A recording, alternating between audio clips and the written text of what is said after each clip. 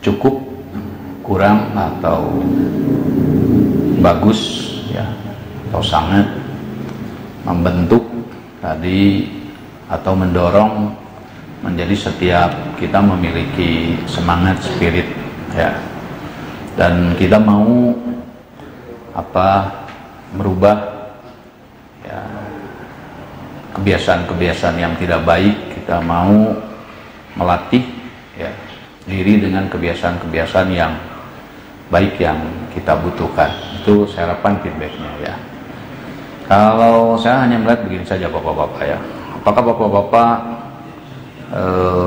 kalau dalam hadis Nabi ya mengatakan bahwa awalu ma yuhasabu as-shalah ya, pertama sekali yang dihitung itu adalah sholat.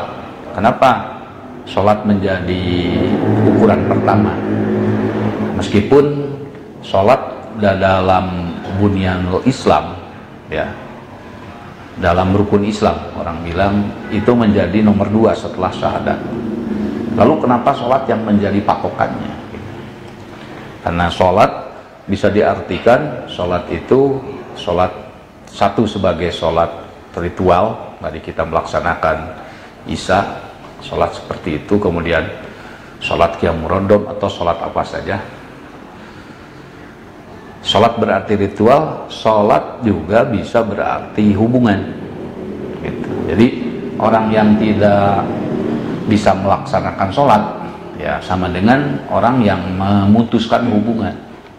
Jadi kalau putus sholatnya ya putus nanti hubungannya ya.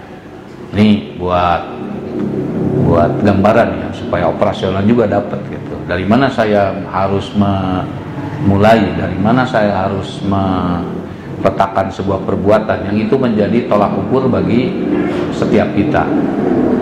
Itu meskipun sholat pada kedudukan nomor 2, tapi di situ sholat memiliki arti penting ya. Tidak sedikit perintah sholat di dalam Al-Quran ya.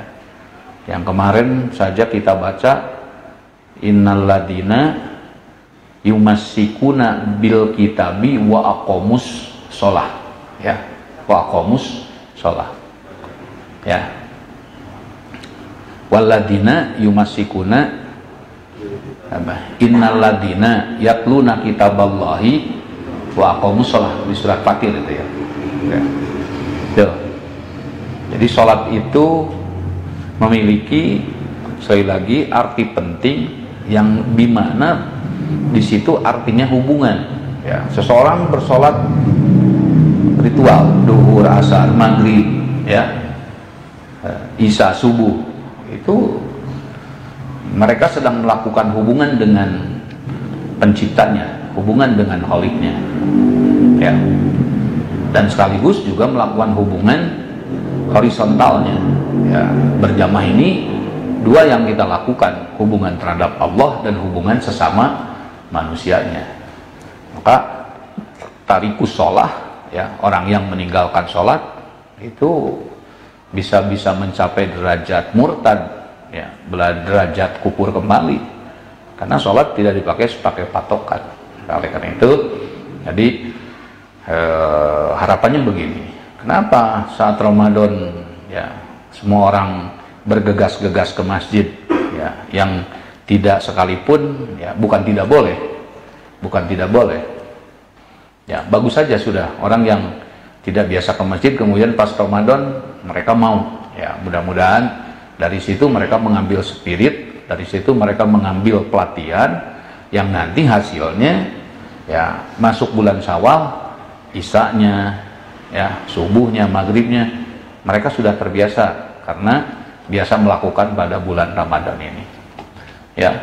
Tidak ibu-ibu, tidak anak-anak, tidak bapak-bapak, hanya kebetulan saja ya ini sedang pandemi, sedang epidemi gitu. Jadi ya beberapa dan tidak sedikit yang tidak bisa berangkat ke masjid. Tetapi secara umum ya pada waktu normal, pada waktu biasanya Ramadan itu dijadikan momen ya. Nah, kembali lagi ya, hasil yang saya inginkan adalah tadi bapak-bapak, ibu-ibu bagaimana membangun ya. Kalau Nabi Ibrahim saat membangun masjid, kemudian Nabi Ibrahim berdoa kepada Allah, Rabbi ja'alli muqimas sholati wa min dzurriyyati. Ya Allah, jadikanlah aku dan keturunanku orang yang bisa melakukan sholat berjamaah ya. Sekali lagi, sholat berjamaah ya. Kenapa patokannya ya sholat berjamaah? Karena memang Nabi Muhammad beserta para sahabatnya ya tidak melepaskan sekalipun sholat berjamaah ya, sekalipun di dalam sholat berjamaah kecuali dalam keadaan sakit atau udzur ya. Oleh karena itu tadi saya harapkan feedback berupa pertanyaan, berupa apa gitu. Apakah ini cukup mendorong atau tidak, apalagi karena saya mungkin harus harus bekerja keras ya, karena yang sulit itu kan membangun optimisme bapak-bapak ya. Bagaimana Nabi Musa bisa meyakinkan pengikutnya yang dalam penindasan ya, yang dalam kemiskinan ya, yang dalam mereka dikotomi itu dibedakan, oh ini penduduk nomor 2 ya. Kalau Mesir, orang bangsa Kipti menjadi penduduk nomor 1, padahal kontribusi yang diberikan oleh Bani Israel kepada pemerintahan Mesir itu besar sekali, diawali dari Nabi Yusuf. Nabi Yusuf besar sekali jasanya, bagaimana membantu negara Mesir melewati krisis pada waktu itu ya. Nah, kemudian Nabi Musa membangun optimisme, membangun harapan. Ini yang susahnya, tidak mudah ya. Nah, karena kuncinya ya itu pada optimisme. Fungsi basirnya Nabi, fungsinya nadirnya Nabi. Maka oleh karena itu, kenapa pada saat pertama Islam dibangun itu hanya memenuhi kebutuhan ya, hanya memenuhi kebutuhan dan cukup mengingatkan saja kepada yang lainnya ya. Tidak serta-merta tadi melakukan tindakan-tindakan yang bersifat represif, tidak serta-merta melakukan tindakan yang menyerang. Kenapa? Karena persoalannya masyarakat pada posisi jahiliyah. Bagaimana harus dilepaskan, harus diedukasi dari kebodohan-kebodohan sedikit-sedikit ya. Salah satu contoh begini ya, ini saya kemarin ditelepon, Pak, bagaimana Pak masalah, apakah Bapak sudah terasuransi? Alhamdulillah saya sudah terasuransi untuk kesehatan, saya punya klinik, saya bilang, jadi sakit kapanpun saya bisa diobati gitu.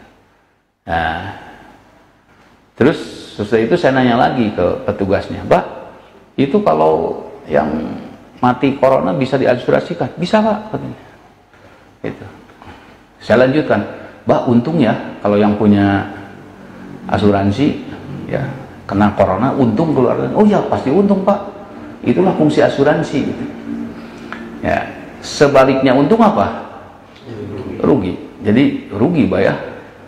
Gitu. Yang tidak meninggal itu rugi ya, artinya yang untung yang meninggal. Ini kan sudah umum seperti itu. Itu salah satu contoh dalam kehidupan itu ya, salah satu contoh dalam kehidupan. Nah, ini tentu sekali lagi kalau tidak dibukakan ya, kalau tidak diberitahukan, kalau tidak diedukasi, kapan tahunya? Seperti persoalan sekali lagi sulitnya mendata fakir miskin secara real time. Karena apa? Orangnya tidak dididik untuk jujur ya, orangnya tidak dididik untuk beda dengan yang sudah dididik ya. Batasan 85 gram emas ke atas itu sudah muzaki, mereka setor yang kemarinnya mustahil, alhamdulillah saya sudah jadi muzaki sekarang, saya tidak akan menerima lagi nih zakat saya. Itu kan jujur namanya ya. Nah, ini yang tidak diedukasi, apa? Giliran semua dapat bantuan, semua jadi mustahil, semua jadi menjadi orang miskin. repot. Nah, ini kan ya kalau dilakukannya 1-2 mungkin ya tidak apa-apa, tetapi kalau dilakukannya secara serentak dan masif ya, mana ada cukup bantuan kalau begitu ya. Maka oleh karena itu penting tadi untuk memiliki dalam pelatihan Islam itu untuk memiliki rasa cukup ya. Kita harus memiliki rasa cukup, bisa menerima apa yang sudah kita dapatkan ya. Kalau sudah jadi mujaki ya sudahlah, bismillah, jangan mau lagi menjadi mustahik misalkan seperti itu ya. Karena hidup yang sebaik-baiknya adalah kita bisa berbagi dan kita bisa memberi. Nah, itu bapak-bapak ya. Jadi saya minta feedback, silakan ada pertanyaan. Pertanyaan dari Dede Yogi Iskandar, mohon dijelaskan kembali mengenai salat berjamaah di masjid itu wajib bagi setiap umat, bukan hanya untuk laki-laki saja, karena kebetulan saya berada di lingkungan yang masih memahami bahwa salat berjamaah di masjid itu hanya untuk kaum laki-laki saja. Nuhun. Mau apa jawabannya harus apa ya? Ya harus bersabarlah untuk sekali lagi untuk mengedukasi mereka ya, untuk mengedukasi mereka. Pasti di tempat itu kalau giliran sholat Qiyamul Ramadan, ibu-ibunya di mana-mana kan, kota sampai kampung keluar ya, dan keterangan itu menjadi tidak ada. Sebaiknya perempuan sholat kalau giliran Ramadan semua berangkat gitu. Jadi dalil itu kadang-kadang fleksibel juga ya. di luar bulan Ramadan seperti itu ya, tetapi sekali lagi ya tidak perlu menghakimi lah gitu. Anggaplah ini sebuah kekurangan. Nah, pentingnya dakwah itu di situ yang harus dilakukan. Dakwah itu sama dengan mengajak, dakwah itu sama dengan mengedukasi, membina setahap gitu. Karena orang juga tidak mudah mengerti satu kali, harus beberapa kali bertahap gitu. Nah, ini juga saya harapkan bapak-bapak menjadi nanti hasil setelah dilatih ini bukan hanya bisa manfaat baik untuk diri dan keluarga, tapi saya harapkan bisa mengajak baik dan membuat baik kepada orang lain atau saudara khususnya. Terus lagi? Belum ada lagi? Ada bapak-bapak yang tanya di sini?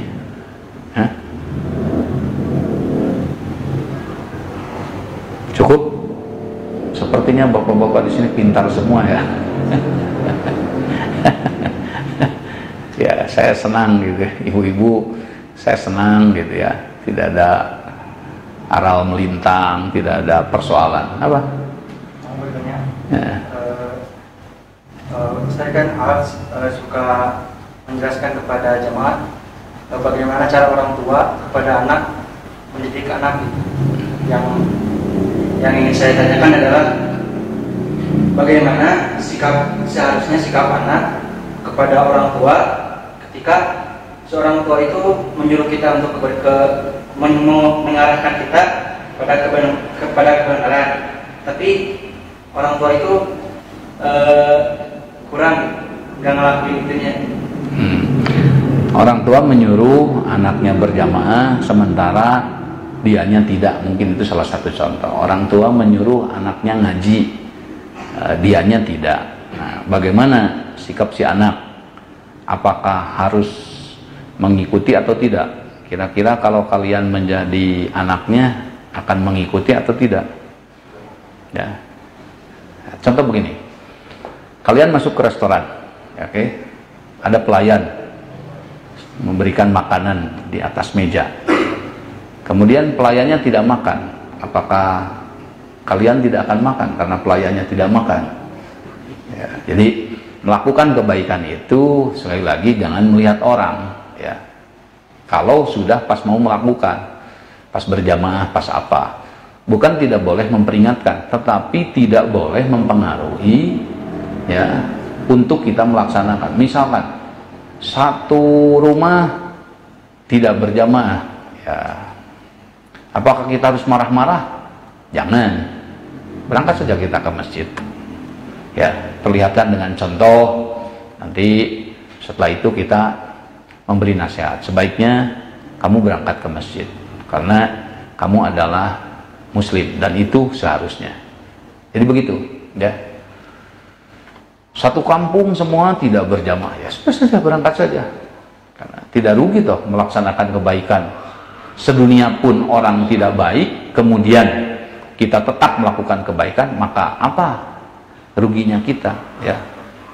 Jadi tetap saja, ya, meskipun begitu, apalagi pada orang tua, sikap kita tetap harus hormat. Tetapi tadi dengan tetap kita sayang, gitu ya.